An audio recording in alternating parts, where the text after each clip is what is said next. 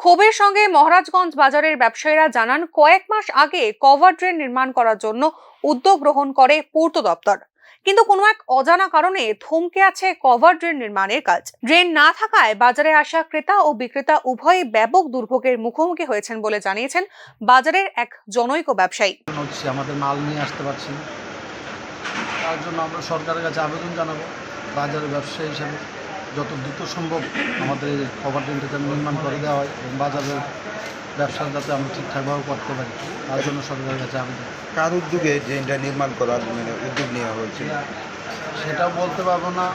ড্রেনটা হঠাৎ করে ড্রেনটা দিয়ে জল ওভারফ্লো করছিল, তারপরে দেখলাম জেসিবি মেশিন এসে ভেঙে দিয়ে গেল, বলছে ড্রেন হয়ে যাবে, কিন্তু আজকে এক দেড় মাস যাবত কেউ আসছে না। তো আমরা এখানে বাস্তবিক অর্থে কভার ড্রেন না থাকার কারণে রীতিমতো নর্দমায় পরিণত হয়েছে মহারাজগঞ্জ বাজারে প্রবেশ করার প্রধান রাস্তাটি।